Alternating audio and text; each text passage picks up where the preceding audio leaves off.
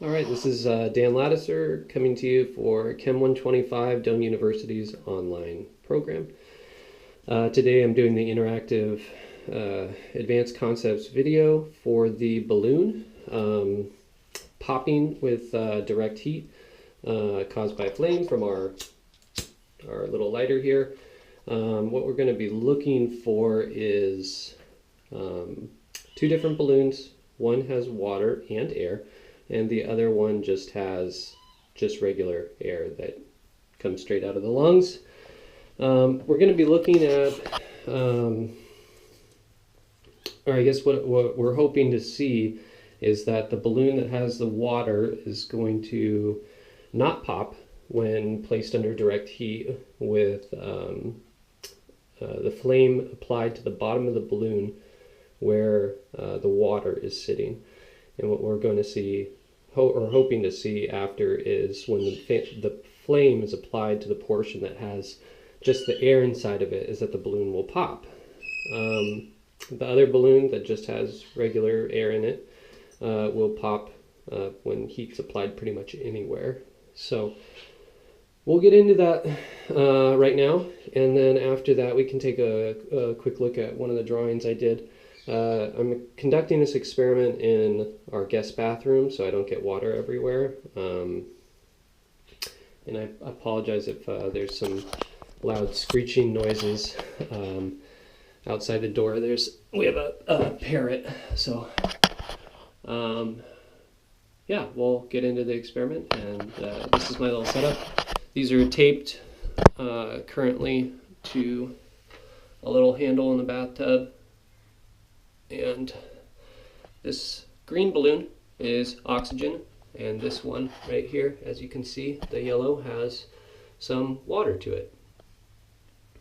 So we will apply the heat to the green one. Oop, there you go. That was loud.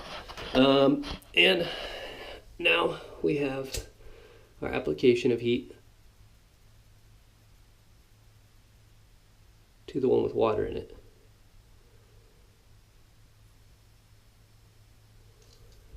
And no popping. Even see that from below.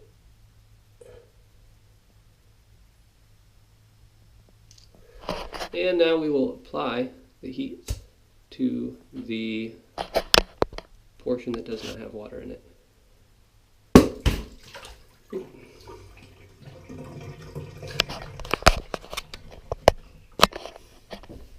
Oh, that worked out well. So I'm going to go over here and we're going to kind of explain what happened here. I believe that part of the reason this occurrence took place is that, for one, the water, H2O, distributes heat much more efficiently, and so as heat is applied to the substance, what happens is that the heat concentrated in one area will move to an area of lower temperature as it tries to create equilibrium and uniformity in the distribution of heat. It also notably has a much higher heat capacity. I kind of just wrote it down right there, significantly higher.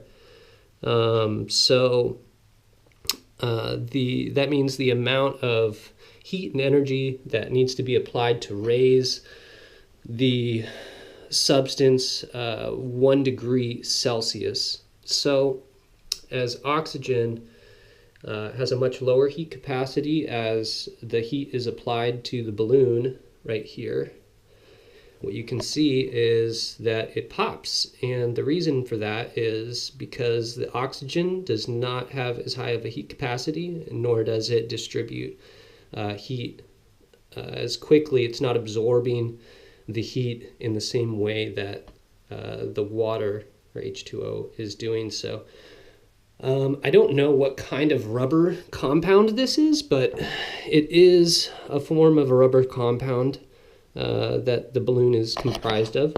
which I'm sure also has a heat capacity, and for most common household compound rubbers, their heat capacity is also lower than that of H2O. So that would kind of explain our little experiment here. I drew out that heat is pulled from the point of contact and then it is distributed, and as the natural flow goes is that these areas, as they heat, heat is then transferred into the areas of lower temperature, distributing the heat, taking energy and heat away from the point of contact and from the rubber, which allows it to not become compromised as quickly. If you applied enough heat over a duration of time, then that balloon would definitely go. And here we have O2 as a significantly lower capacity, and that as well as the rubber compound also has a significantly lower capacity. I did try this experiment with a thinner balloon, like a water balloon. It's not quite as dense. Doesn't have. I'm assuming the mass of it is significantly different as well. And I have to say that it popped the balloon with heat with water in a pretty short amount of time.